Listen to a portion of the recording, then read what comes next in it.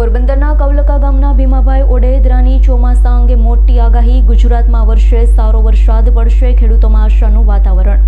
ગુજરાતમાં ચોમાસાને લઈ હાલ વિવિધ આગાહીઓ વચ્ચે લોકોમાં ભારે ઉત્સુકતા જોવા મળી રહી છે. વાતાવરણ અને વર્ષના અનુભવના આધારે અનેક આગાહીકારો વરસાદ અંગે પોતાના અનુમાન વ્યક્ત કરી રહ્યા છે. પોરબંદર જિલ્લાના કવલકા ગામના જાણીતા આગાહીકાર ભીમાભાઈ ઓડેદરાએ કેશોદ ખાતે ખાસ મુલાકાત દરમિયાન ચોમાસા અંગે મહત્વપૂર્ણ આગાહી કરી છે. આજ રોજ કેશોદ ખાતે મહેમાન તરીકે ઉપસ્થિત રહ્યા ભીમાભાઈ ઓડેદરાએ અમારા પ્રતિનિધિ સાથે ખાસ વાતચીતમાં જણાવ્યું છે કે આ વર્ષે ગુજરાતમાં ચોમાસું સામાન્યથી સારું રહેવાની સંભાવનાઓ દેખાઈ રહી છે. ખાસ કરી સૌરાષ્ટ્ર અને દક્ષિણ ગુજરાતના વિસ્તારોમાં સારા વરસાદની શક્યતા હોવાનું જાણવા મળ્યું છે.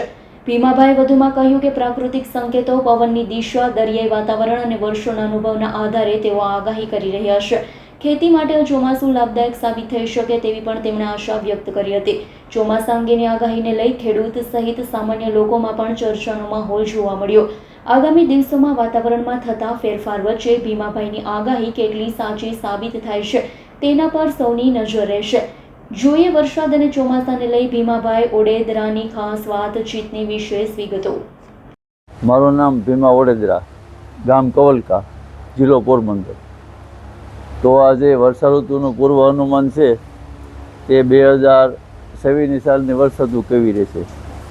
તો 2026ની સાલમાં વર્ષા ઋતુનું એવું છે કે 23ની સાલ પછી એકદમ પ્રકૃતિમાં જળવાયુનું પરિવર્તન છે.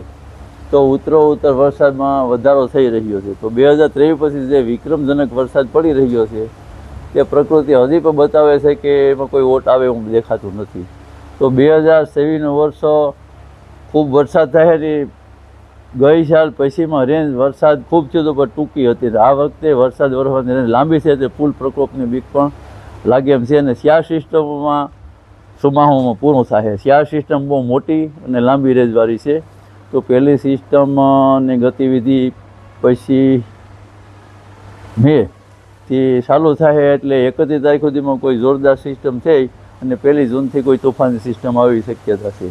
તો બીજી સિસ્ટમ પણ એથી તાકાતવાર છે કે ભારત તો ઠીક છે પણ આજુબાજુના દેશમાં પણ મુસળધાર વરસાદ વરસે એવું દેખાય છે. તો બીજી સિસ્ટમ 3-7થી જુલાઈથી ચાલુ થાય તો 10-12 દિવસ ઘણા દિવસો વરસાદ પડશે. એટલે સ્યાર સિસ્ટમો છે અને વરસાદ ખૂબ થાય અને 2026ની તોફાની વર્ષા ઋતુ બની રહે એવી શક્યતા દેખાઈ રહી છે. રાવલિયા મધુનો રિપોર્ટ, આજ ન્યૂઝ, જૂનાગઢ.